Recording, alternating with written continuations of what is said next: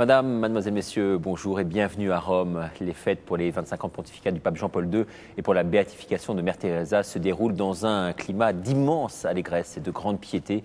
Et croyez-moi, pour l'avoir vu hier à moins d'1 mètre, ce pape courbé par l'âge et la maladie dégage vraiment une bien belle stature, des yeux embués de bonté. Le Saint-Père est le visage sur lequel des foules entières aujourd'hui viennent chercher l'espérance. Et par sa seule présence, il continue d'envoyer des messages d'espoir à la fois aux malades, mais également aux plus démunis.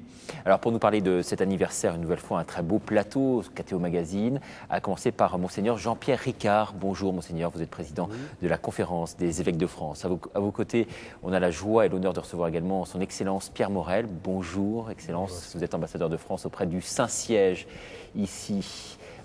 Troisième invité, Philippine de Saint-Pierre. Philippine, bonjour, nos téléspectateurs vous connaissent bien. Et une voix très familière, puisque c'est vous qui commentez les grandes cérémonies concernant notamment le pape. Et puis, dernier invité, on a la joie de recevoir également Monseigneur Cloupet. Bonjour Monseigneur, vous êtes recteur de Saint-Louis des Français. Alors on va commencer par vous, tout simplement, parce que ce lieu nous abrite nos studios ici aujourd'hui, cette cour carrée superbe, romaine. Est-ce que vous pouvez nous détailler un peu ces lieux et nous dire le pourquoi de l'existence ?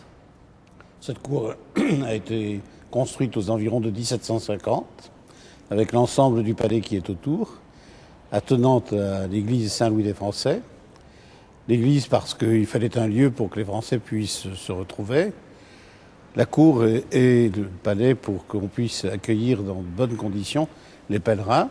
Et depuis 1840, il y a ici des prêtres étudiants qui viennent poursuivre leur formation et essayer de l'achever dans un doctorat. Donc des prêtres qui viennent poursuivre donc leurs études ici. C'est un lieu d'accueil, un lieu de réflexion, un lieu de prière aussi également.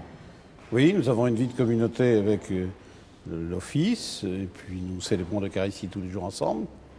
Et puis nous accueillons effectivement beaucoup de Français de passage, des évêques, des chrétiens qui viennent rendre compte de leur mission à Rome, et quelques amis aussi qui profitent de ce que nous mettons cette maison à leur disposition pour pouvoir en fait avoir un séjour agréable.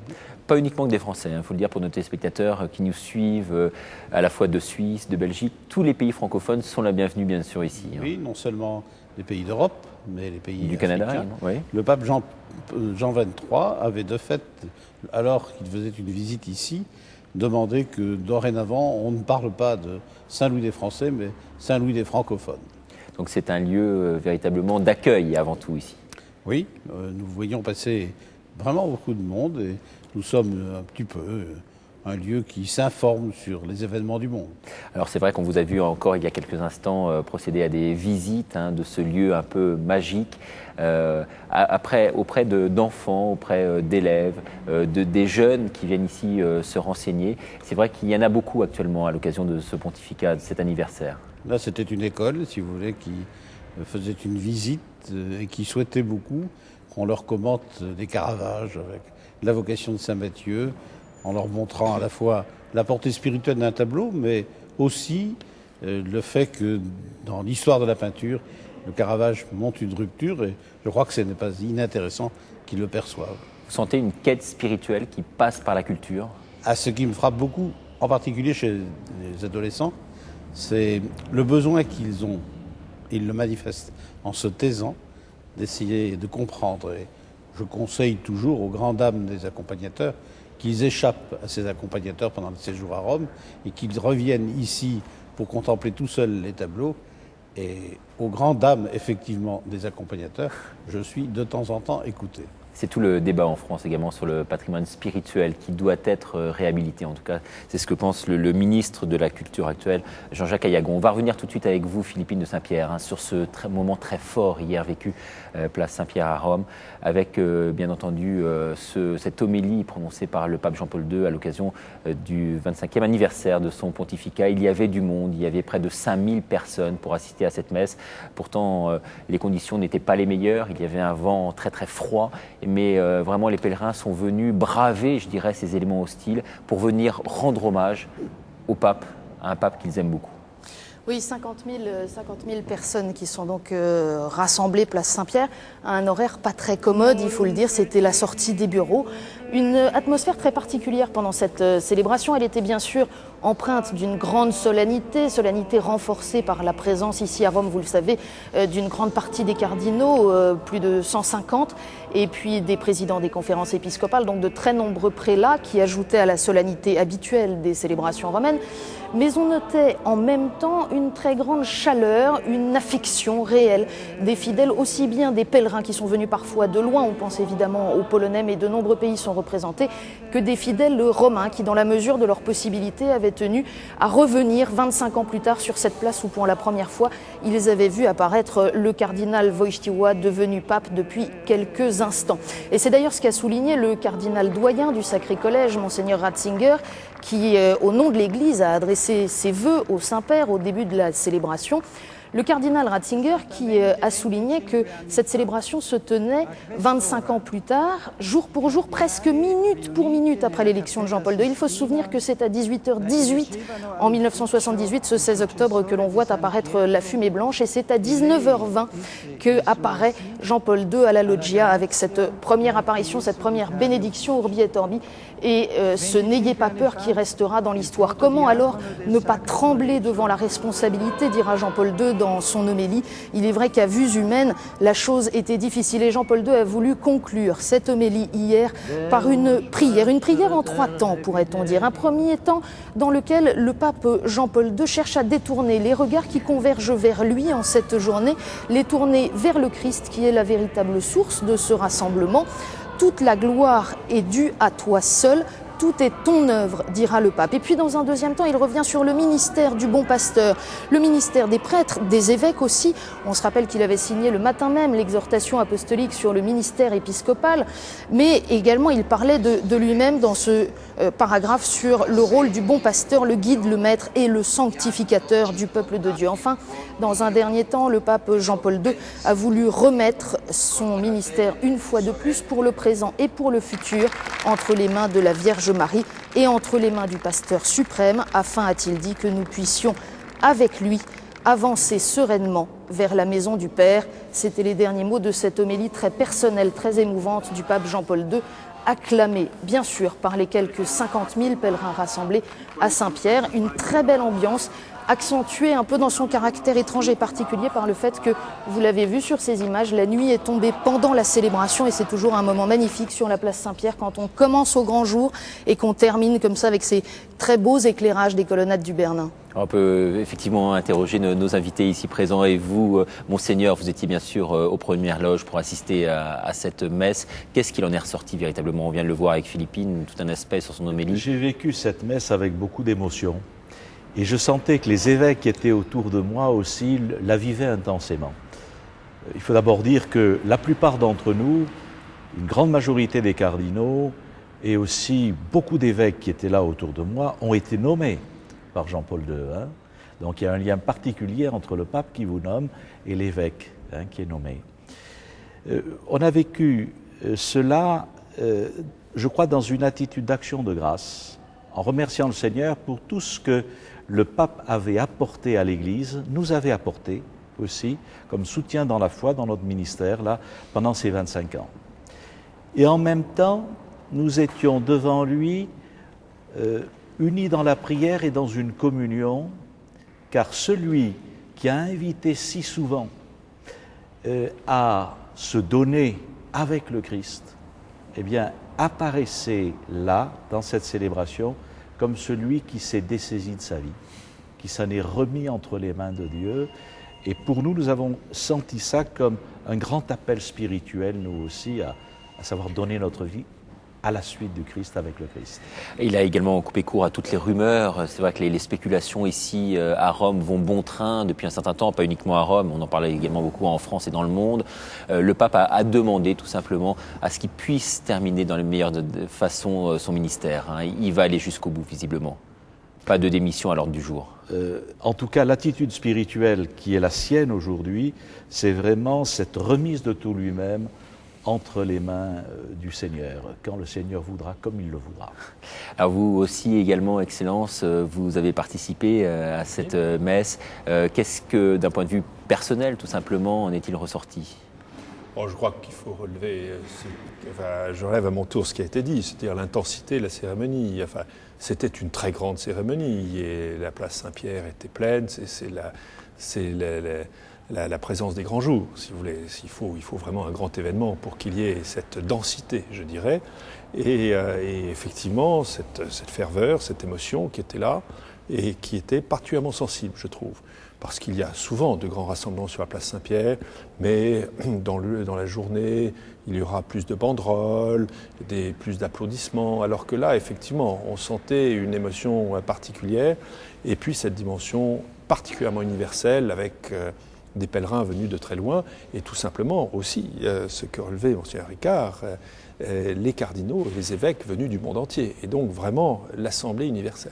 Un aspect très cosmopolite, effectivement, des choses. Oui. Est-ce que, d'après vous, les Romains, en tout cas les Italiens, ont adhéré au discours de Jean-Paul II? Ils ont été un peu froissés, forcément, au départ, par sa nomination. 400 ans qu'il n'y avait pas eu de pape hors d'Italie.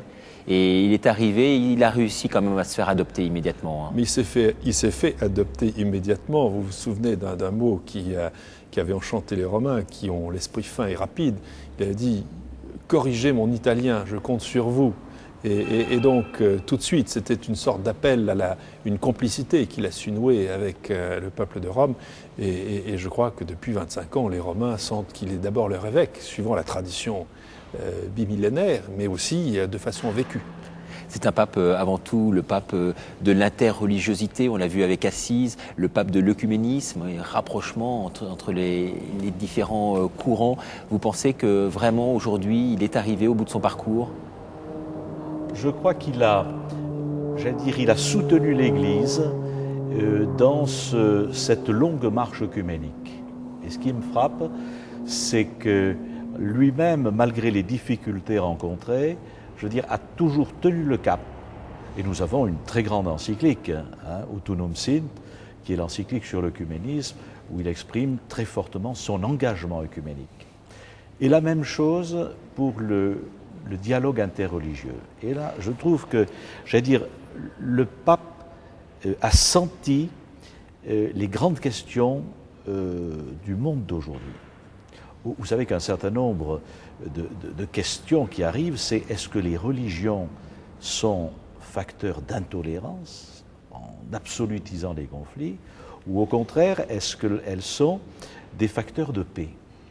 Et le pape a voulu promouvoir le dialogue interreligieux, comme expression des religions qui, à partir du meilleur d'elles-mêmes, sont facteurs de paix. Et à la fois, je le vois dans l'initiative d'Assise et dans la dernière exhortation qu'il a signée hier, où il y a un magnifique paragraphe sur le dialogue interreligieux au service de la paix. De synode en consistoire, c'est vrai que les réunions ici se multiplient à Rome. Est-ce que vous pensez qu'on assiste à une fin de règne, comme on dit souvent, ou en tout cas peut-être prématurément de la part des journalistes? En tout cas, est-ce qu'on a l'impression qu'il y a une sorte de passage de témoins qui se fait progressivement? Vous qui avez par exemple la chance d'y assister à titre privé. J'aurais deux impressions. La première impression, c'est vrai qu'on a l'impression d'une clôture. Puisque on relit les 25 ans de pontificat en voyant quels sont les axes forts, pas simplement d'ailleurs pour en faire l'histoire. Ça, c'est réservé aux historiens, aux biographes de Jean-Paul II. Il y a de grandes biographies qui sortent actuellement. Non, c'est pour se dire quelles sont ces grandes intuitions qui sont au service de l'Église dont nous vivons aujourd'hui. Bon. Donc, c'est vrai qu'on a l'impression qu'il y a quelque chose qui se termine, qui se clôt. Et en même temps, je n'assiste pas du tout à ce que certains me disant « Est-ce que vous préparez la suite ?» Non. Dans les conférences auxquelles nous participons, les questions qui sont posées, la question ne se pose pas. Je crois que, à mon avis, c'est normal dans la mesure où ce pape-là, aujourd'hui, vit cette disponibilité à Dieu Donc ne clôturons pas une expérience spirituelle qui est la sienne aujourd'hui. Vous qui êtes recteur ici, qui êtes en phase avec, je dirais, ce monde-là, est-ce que vous avez véritablement cette impression de vide de pouvoir ou est-ce que vous pensez que le pape occupe toujours le devant de la scène, en tout cas d'un point de vue spirituel? Bien, je vis avec des prêtres qui ont 30 ans et on n'a de fait pas du tout l'impression qu'ils imaginent ce qui va se passer après. Ils goûtent ce pape-là, ils goûtent ses écrits, ils lui font confiance et je n'ai pas eu à dire « Allez, c'est bien qu'on aille sur la place Saint-Pierre hier soir ». C'était tout naturel pour eux et je crois qu'ils y étaient pour prier, pour que le pape, comme il l'a demandé, ait la force de poursuivre son chemin et corresponde de son mieux à ce que Dieu attend de lui. On n'a pas l'impression, oui, moi je suis de cet avis, qu'on arrive au terme. On a l'impression qu'on fait confiance en quelqu'un qui a été un bon guide pour l'Église. Justement, c'est un modèle peut-être pour ces jeunes qui ont 30 ans et qui se situent, je dirais, un peu en rupture avec la société traditionnelle, avec le monde d'aujourd'hui, puisqu'ils ont choisi cette voie de suivre le Christ. C'est sûr que le pape leur apporte, si vous voulez, par rapport à un certain nombre de ruptures qu'ils sentent nécessaires, quelque chose auquel ils font confiance. Là, c'est indéniable. Je n'entends pas de critiques acerbes, telles que ma génération a pu le faire, non pas pour les papes certes, mais pour une église hiérarchisée il y a quelques années. C'est terminé. Moi, en 30 ans, il y a une page qui a été complètement tournée. Une dernière question, peut-être avant une réaction aussi de Philippine sur ce sujet-là. Est-ce que vous pensez que ce pape Jean-Paul II, son action se situe dans la continuité de ses prédécesseurs ou au contraire a-t-il marqué une sorte de rupture par rapport à ce qu'on a vu jusqu'à présent? Moi, mon avis, c'est que, personnel, tel que je le relis moi-même, il me semble que c'est quelqu'un qui a su, avec beaucoup d'originalité, monnayer le Concile Vatican II. Monnayer, dites-vous. Monnayer, oui. Il n'a pas répété, il s'est jeté à corps perdu, en particulier dans une manière de traduire Gaudium et Spes. Sur ce point, Monseigneur, peut-être une réaction? Oui, moi je pense que, on sent que c'est un homme qui est imprégné du Concile, mais qui a dû faire face à l'après-Concile. Et n'oublions pas que l'Église, en particulier dans les pays occidentaux, dans l'après-Concile, a été confrontée à une crise culturelle considérable, qui ne venait pas du Concile, qui avait d'autres sources. Et là, il pouvait y avoir, c'est vrai, des risques de dilution de points fondamentaux de la foi ou j'allais dire, un certain éclatement institutionnel.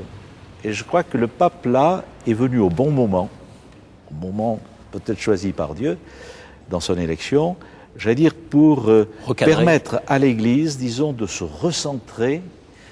Et ce recentrement, ce n'est pas un recentrement purement institutionnel, administratif ou disciplinaire, c'est un recentrement spirituel.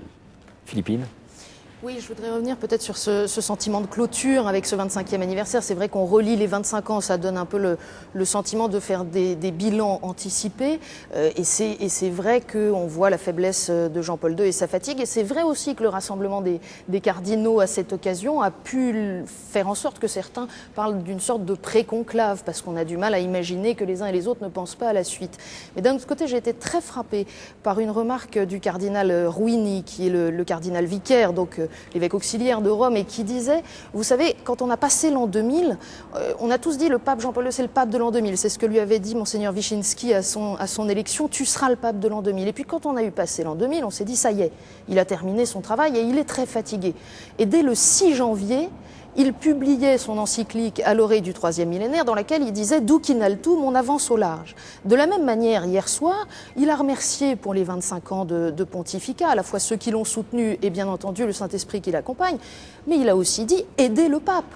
Sous-entendu, on ne s'arrête pas là, on n'est pas dans une station de gare où on descend du train, on est en train de marcher.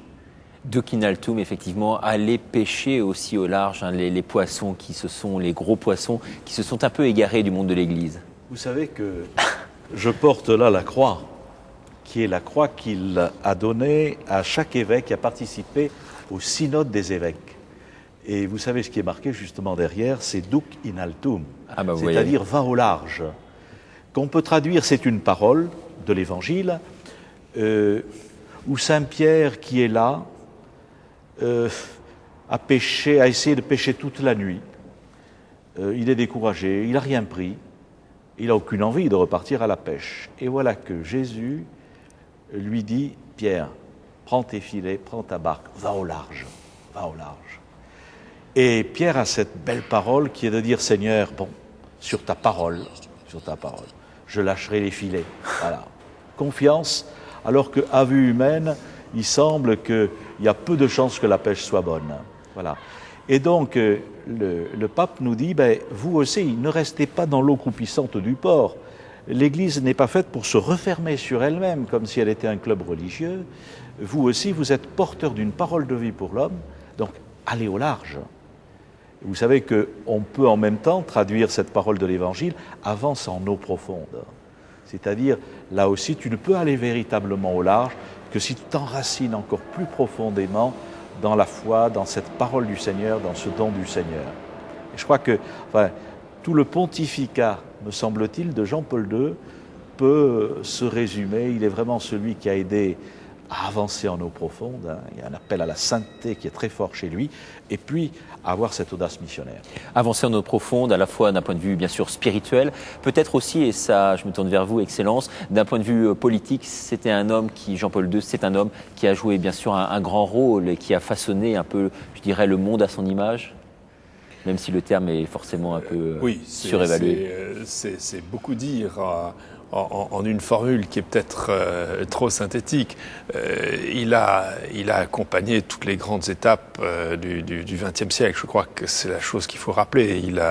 Il a vécu les grands drames du XXe siècle d'abord, dans sa vie familiale, dans l'expérience de la guerre, du système soviétique, et je crois que c'est nourri par ces deux expériences du totalitarisme qu'il a pu mûrir une réflexion très large à l'échelle mondiale. Mais je crois que il faut mesurer tout ce que cela représente d'expériences très, très, très personnelles et en même temps collectives à travers les drames de la Pologne.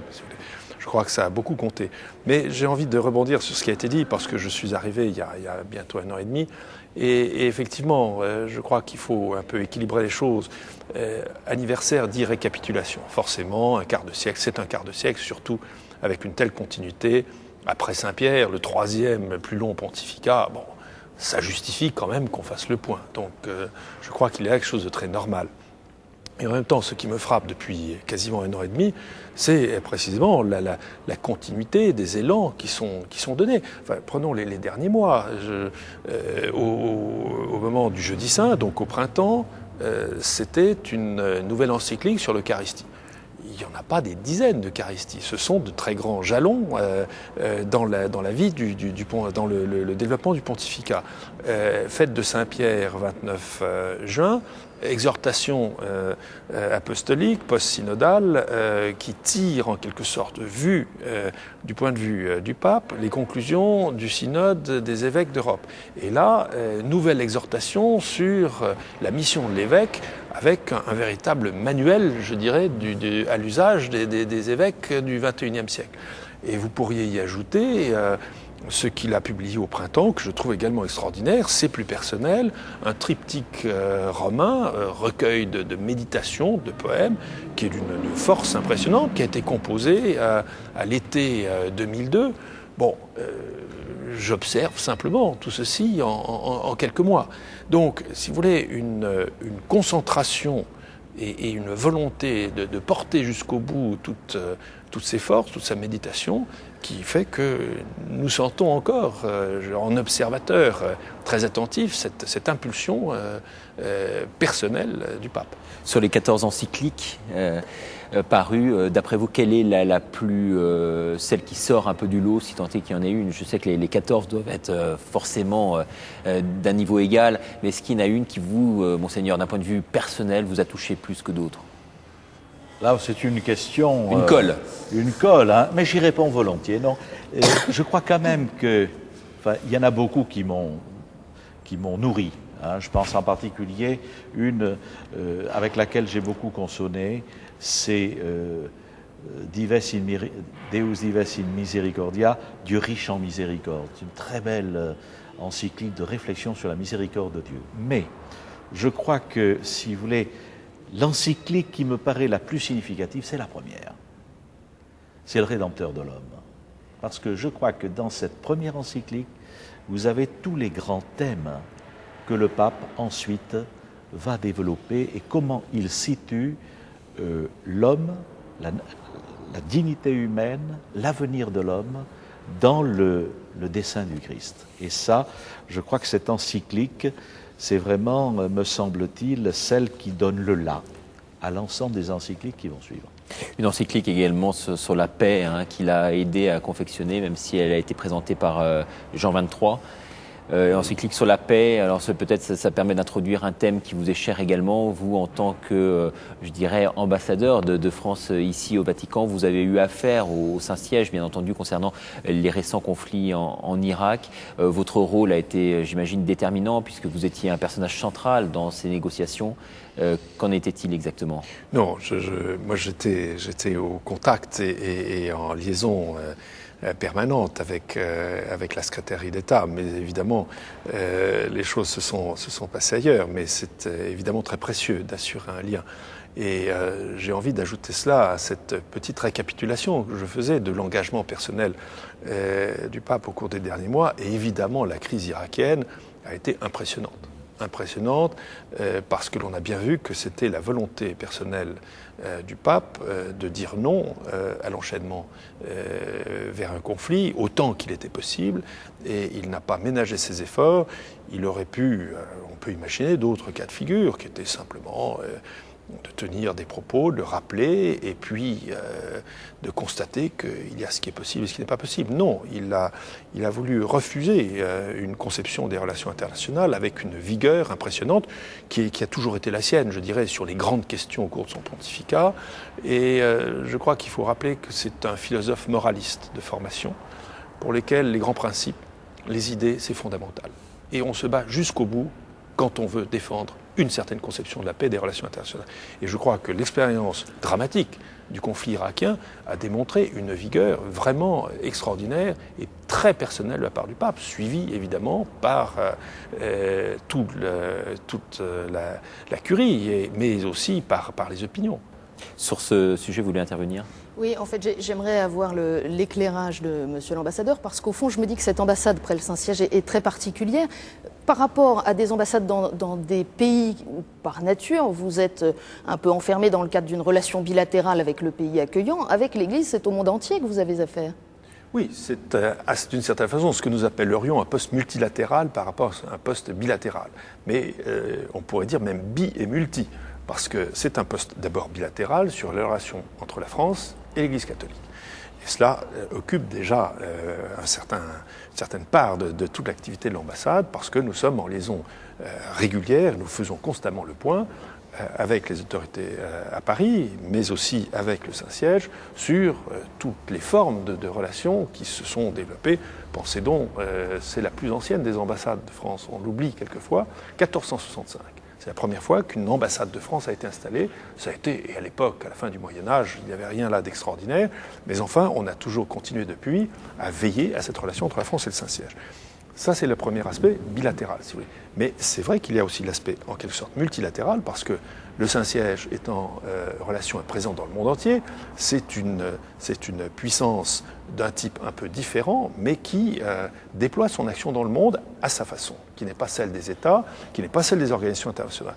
Et là, effectivement, on sait qu'au Saint-Siège se trouve une des grandes diplomaties du monde, ce qui nous amène à travailler en permanence, en liaison constante avec ce qu'on appelle la secrétaire d'État, plus exactement la deuxième section de la secrétaire d'État que dirigeait jusqu'à ces derniers jours, et depuis 13 ans, Monseigneur Jean-Louis Torrent, notre compatriote. Qu'on peut bien sûr féliciter pour cette nomination. C'est un Bordelais comme vous. C'est un Bordelais, donc on a été très flattés à Bordeaux de cette création de cardinal, cette nomination, et on le fêtera d'ailleurs au début de l'année prochaine à Bordeaux lors d'une grande célébration. On s'attendait à ce que vous soyez vous-même cardinal.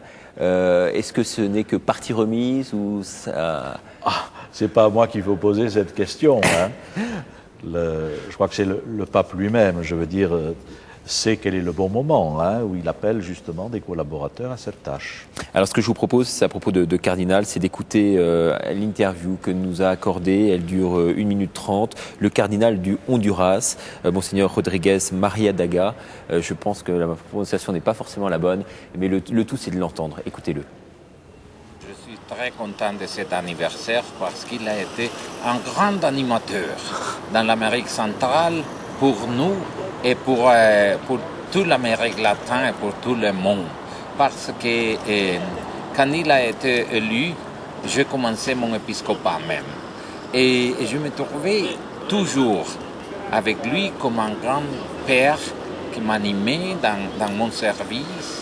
Et beaucoup de fois très difficiles, nous étions en ce temps-là avec les guerres civiles dans l'Amérique centrale. Et après, j'étais le président du département de jeunesse dans le CELAM, dans le Conseil épiscopal latino-américain. Et j'étais toujours animé par l'exemple, par la prière et par l'amour de Jean-Paul II pour la jeunesse. Et l'amour de Jean-Paul II pour le Christ, un jeune cardinal sud-américain que l'on dit papabilé. Bon, ça, ce sont des paroles de journalistes. J'imagine que vous n'alimentez pas ces rumeurs. Elles ne vous intéressent pas quelque part quand on travaille comme vous auprès du Saint-Père. De faire des pronostics ? Oui. Non. Non, je laisse ça aux journalistes. Et puis on s'en remet, je veux dire, à la Providence. Hein, le jour où un autre pape nous sera donné. Oui, c'est vrai que les rumeurs folles courent ici, Philippine, depuis un certain nombre de jours. Ça a toujours été un sport des journalistes d'information religieuse, qui est un sport éminemment dangereux, puisqu'il y a aussi un dicton qui dit que la plupart de ceux qui sont entrés papes au conclave en sont sortis cardinaux, à l'exception de quelques-uns dans l'histoire récente, bien sûr. Mais oui, c'est un sport qu'il faut prendre avec une certaine distance et une certaine prudence, même si c'est toujours intéressant de voir finalement l'apport des différentes parties du monde. Il y a à la fois des dimensions d'écoles spirituelles qui comptent, mais aussi de la géographie, et ça donne une lecture de l'Église qui est par le petit bout de la lorgnette, mais c'est pas forcément toujours absurde. Oui, l'hémisphère sud est majoritaire aujourd'hui, et elle aimerait avoir un pape qui la représente davantage encore. C'est-à-dire, il me semble que, de façon plus intéressante que les noms qui peuvent être donnés, c'est la situation géographique. C'est le diagnostic de l'Église et des besoins de l'Église que font les cardinaux au moment où ils vont préparer l'élection du pape. Et ça, je crois que c'est très important que, entre eux, avec la diversité de leur implantation, la diversité aussi des sensibilités qui sont les leurs, ils fassent justement ce diagnostic de l'Église et sentent quels sont les appels de Dieu qui sont faits, ou à partir de là, de voir quel est celui qui correspondrait le mieux, justement, à ce service de l'Église à un moment particulier de son histoire. Je mélange les questions d'ordre général et des questions plus particulières. Pour être ambassadeur ici au Saint-Siège, est-ce qu'il faut avoir, est-ce qu'il faut être chrétien d'une part, est-ce qu'il faut être catholique fervent d'autre part? Est-ce que cette sensibilité religieuse qui est la vôtre a joué dans votre nomination? Là, chacun est libre et dans la République, chacun est appelé selon ses talents. Et vraiment, vous le savez bien, c'est une tradition dans tous les postes au service de l'État. Eh bien, seuls les critères liés au service de l'État comptent. Et donc, la composante personnelle n'est pas un facteur de choix. C'est une tradition républicaine. Elle a toujours été appliquée. Et je peux dire que dans les prédécesseurs que j'ai pu avoir dans ce poste, il y a eu toutes les sensibilités. Et je crois que la continuité du service de la République française auprès du siège apostolique a toujours été assurée. Donc, si vous voulez, là, nous avons quelques règles simples, fortes, avec lesquelles nous vivons très bien et qui, je crois, a toujours permis à cette ambassade de remplir son rôle. Alors, concernant l'Irak, il y a eu beaucoup de points communs entre la France, l'Italie et le pape. Concernant l'Europe, en revanche, c'est beaucoup plus difficile. On voit que la position de la France, et c'est moins qu'on puisse dire, ne rallie pas tous les suffrages. La France un peu controversée sur ce dossier européen. On peut y revenir un court instant. Ah, écoutez, d'abord, vous avez dit la France, l'Italie et le Saint-Siège. Je crois qu'au moment de la guerre d'Irak, il y avait des nuances entre la France et le Saint-Siège d'un côté, l'Italie de l'autre. Mais enfin, n'y revenons pas. Pour ce qui est de l'Europe, moi je vous arrête tout de suite. La position de la France est une position qui recherche le consensus. Et alors là, je vous demande, en quoi, au cours de la dernière année et demie, liée d'abord à la Convention, aux travaux de la Convention, en ce moment même, il y a quelque indication d'une opposition de la France par rapport aux autres. Je ne la vois pas. Je ne la vois pas. Et je crois que là, il faut sortir des simplifications. Il y a un certain nombre de débats sur la mise au point du préambule et je crois que c'est avant tout sur ce point que la discussion a couru ces derniers temps. Mais prenez le projet qui a été adopté par la Convention, je n'ai pas vu de désaccord dans lequel il y avait une position française et la position des autres. Première chose. Deuxièmement, récemment, des propositions ont été faites en ce qui concerne la future Constitution au Parlement européen. C'est le Parlement européen, à une courte majorité, mais c'est le Parlement européen, représentant toute l'Europe, qui a voté dans le sens du maintien du texte actuel. Alors, encore une fois, je ne vois pas de position française particulière sur ce point. Et dernier élément que je voudrais souligner, parce que dans la lecture que l'on fait du projet de Constitution européenne tel qu'il se présente, qu'il est soumis, la discussion est en cours, c'est pas fini.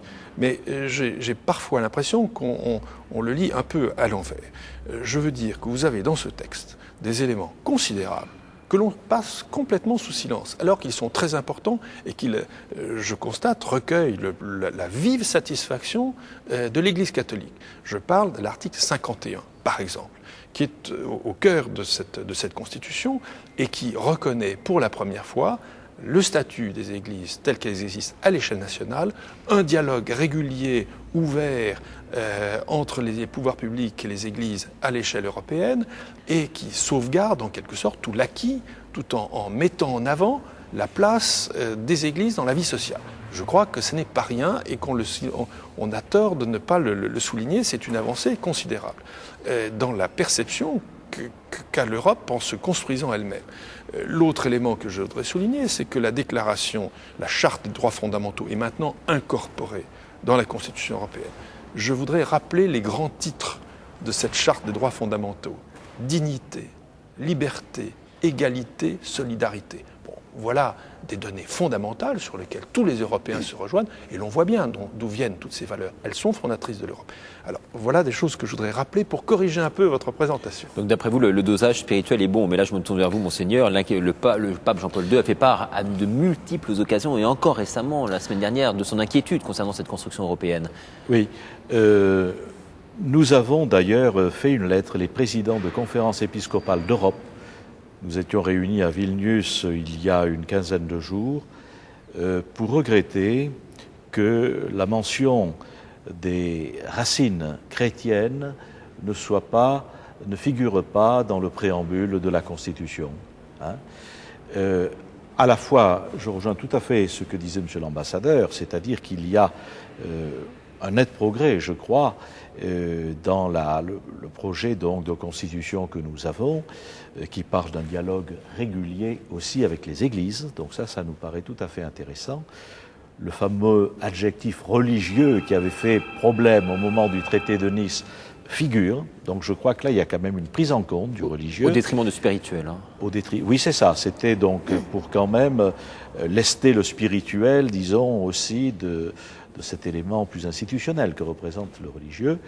Mais c'est vrai qu'on regrette que cette mention, disons, du christianisme comme celui qui a marqué fortement l'histoire européenne ne soit pas assumée un peu dans ce texte qui à la fois s'appuie sur le passé pour s'ouvrir sur l'avenir.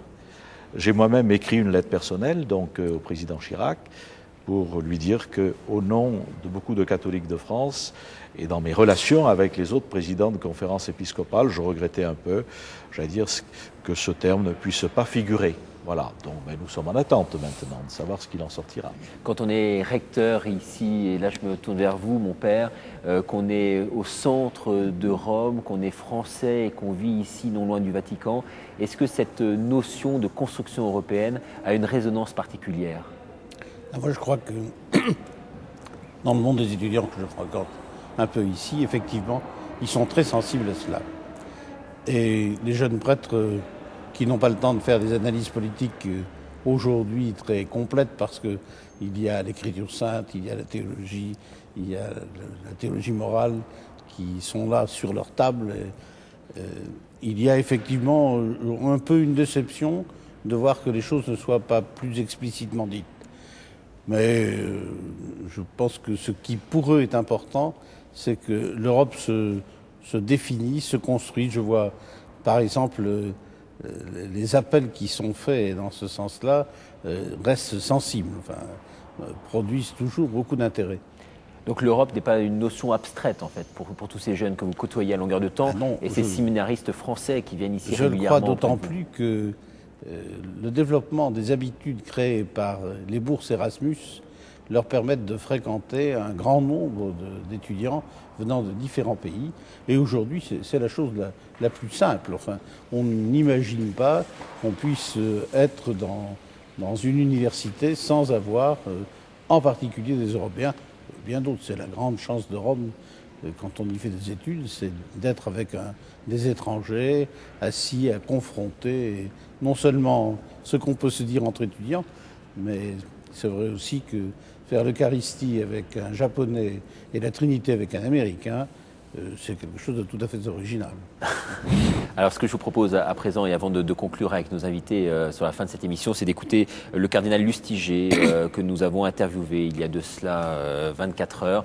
Nous l'avons rencontré et il nous livre ses impressions personnelles sur le pape Jean-Paul II. Aujourd'hui, le pape chapeaute près d'1 milliard de catholiques dans le monde. 80% de cette population se situe dans l'hémisphère sud. Est-ce que vous ne pensez pas qu'il y a une église aujourd'hui à deux vitesses, l'église du sud, entre guillemets, très fervente, qui produit beaucoup, entre guillemets, de séminaristes, et puis une église du nord qui a tendance aujourd'hui à traîner un peu la jambe? Est-ce que vous ne pensez pas qu'en matière d'économie, il en va de même, et qu'en matière de culture, il en va de même? Ce déplacement de l'église correspond au déplacement des centres de gravité du monde. D'une certaine façon, l'Église qui est inscrite dans l'histoire se déploie et se développe à la mesure des déplacements des centres de gravité de la vie humaine. La vraie question n'est posée non pas pour l'Église, mais elle est posée pour les pays qu'on peut considérer en décroissance. Que sera l'Europe dans 20 ans? Quelle sera l'ampleur de sa population? Elle ne renouvelle pas sa population. Que sera-t-elle quand l'économie aura complètement basculé en faveur de la Chine ou de l'Asie? Que sera-t-elle quand ces élites seront formées, quand les élites de l'intelligence humaine seront formées loin des grands centres de l'Europe? C'est ça la vraie question. Quant à l'avenir de l'Église, eh bien, il suit ce grand fleuve où Dieu permet que la barque de Pierre navigue. Dernière question sur l'aspect, je dirais, un peu visionnaire du pape. Est-ce que d'après vous, c'est un apôtre aujourd'hui, on peut le considérer comme tel? C'est un grand apôtre. Précisément parce que il n'a pas cherché des industries ou des astuces, des mesures gestionnaires ou administratives. Il agit comme il l'a toujours fait, y compris en matière politique. Ce qui a toujours déconcerté les politiques. Il a agi, je n'ose pas dire en visionnaire, parce que le mot en français signifie des illuminations extraordinaires, mais en homme de foi, qui a les yeux fixés sur les paroles du Christ et sur le mystère de Dieu. Du coup, il a une liberté d'action tout à fait extraordinaire. Et c'est l'homme le plus libre que je connaisse pour la vie de l'Église et pour la vie du monde. Il est capable d'écouter et d'accueillir n'importe qui, quelle que soit sa pensée, de dialoguer avec lui, et de rester lui-même et d'annoncer l'espérance. Monseigneur, comme le cardinal Lustiger, pour vous, le pape est l'homme le plus libre que vous connaissez? Oui, le plus libre parce que le plus habité par une expérience spirituelle qui est celle du Christ.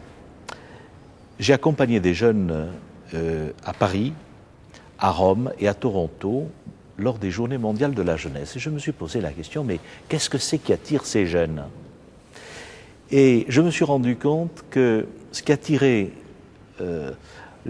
chez ces jeunes-là, en regardant le pape, c'est un homme qui vit ce qu'il dit et qui dit ce qu'il vit.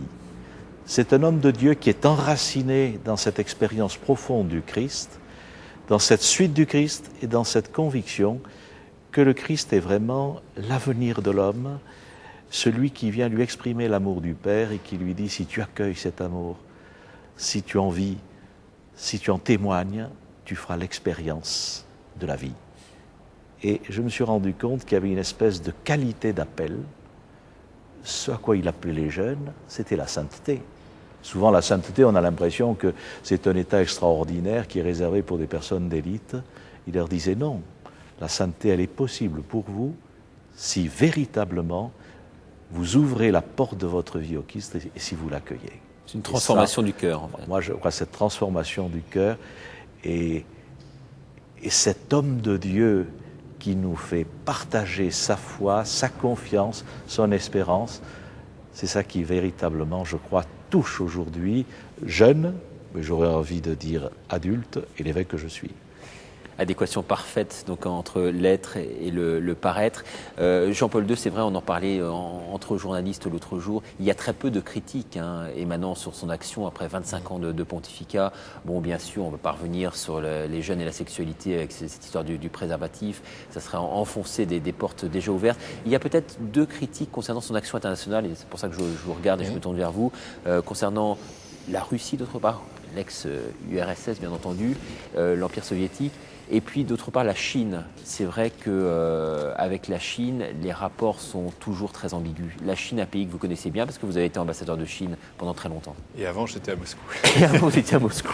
Mais non, je critique, non. C'est-à-dire que ce sont ça reste comme 2 immenses points d'interrogation. Et on peut dire que Jean-Paul II a apporté tellement de signes. Je crois que le terme de signe convient. Si j'hésitais à parler de visionnaire, c'est en tout cas un homme de vision qui a su prendre des initiatives exceptionnelles. Et on peut se dire, jusqu'à maintenant, il n'a pas pu poser de grands signes comme il en a fait pour tant d'autres choses. Et là, on n'a pas pu développer le débat. Je voudrais simplement dire qu'il a été aussi un grand Européen, quelqu'un qui a transformé à bien des égards la configuration de l'Europe par son élection et par la façon dont il a su éviter tant d'écueils en conseillant discrètement. Je crois que ça ressortira plus tard dans l'histoire. Il a joué un rôle considérable dans cette mutation progressive, assez contrôlée finalement, qui fait que le mur est tombé quasiment sans violence. C'est quand même extraordinaire. Mais pour la Russie et la Chine, moi je crois qu'on peut retourner les choses. C'est la persévérance qui frappe. C'est qu'évidemment c'est difficile. Évidemment il y a des différences parce que c'est très ancien. Avec l'éloignement est très ancien avec un pays comme avec l'autre, si vous voulez. Et donc pour la Russie, il y a toujours la recherche de la rencontre. Mais je crois que la volonté, elle est là, même si les chemins sont très difficiles, et même quand on se dit rien ne va plus, l'échange continue de façon un peu indirecte. Pour la Chine, là aussi, il faut la vision longue, si vous voulez. La Chine a été une épreuve considérable pour l'Église à travers les siècles, mais elle a eu aussi un moment extraordinaire qui paraît lointain, mais qu'il faut souligner aujourd'hui. Ça a tout son sens. C'est l'époque du XVIIe et de l'envoi de ces missionnaires à la cour, qui étaient les jésuites au service de l'empereur de Chine. La fameuse querelle des rites. C'est le premier dialogue des civilisations à égalité. Il y a 4 siècles, c'était déjà fait, déjà établi, avec un respect mutuel extraordinaire. Beaucoup de choses se sont passées depuis, mais c'est dans la mémoire, je dirais, de l'évolution du monde. Et même s'il faut des années, eh bien, je crois que cette persévérance est là et elle a été confirmée par les efforts de Jean-Paul II, dont on voit très bien que c'est un souci constant dans sa vision du monde. Ça, on le perçoit très bien quand on est ici. Duc in altum, cette persévérance dont on parlait tout à l'heure, effectivement, il en faut de la persévérance, notamment pour négocier avec Alexis II. Et pour l'instant, un mur de silence entre ces 2 hommes. Très difficile aujourd'hui. Très fraternel hier tout de même à l'occasion de l'anniversaire. C'est un petit frémissement. Il y a quelques années, il n'y aurait pas eu de télégramme. Donc non, il n'y a pas de rupture. Il n'y a pas de rupture. Il y a beaucoup de difficultés dans un dialogue institutionnel, mais les échanges continuent de façon multiple et ils prennent d'autant plus d'importance que la relation institutionnelle est difficile.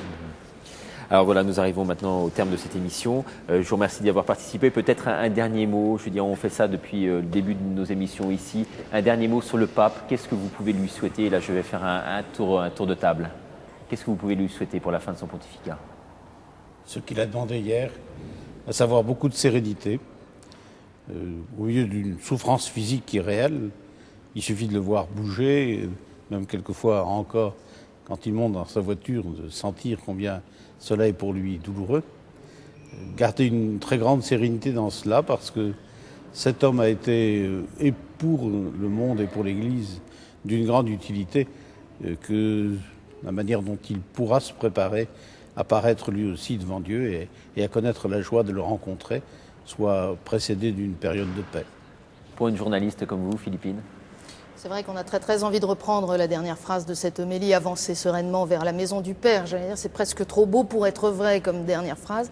À très court terme, on a envie de lui souhaiter de profiter de cette semaine avec cet anniversaire, cette affection qui lui est envoyée, qui le porte, il l'a redit, et puis avec la béatification de Mère Teresa.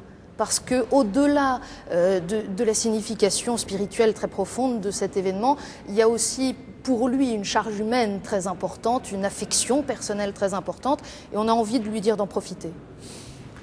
Excellence. Moi, je lui souhaiterais d'être jusqu'au bout le signe de paix qu'il est depuis un quart de siècle dans un monde qui en a vraiment besoin. Et à vous, Monseigneur, le mot de la fin. Moi, je souhaite qu'avec la confiance lui soit donnée pour lui la paix et la joie, qui sont deux fruits du ressuscité.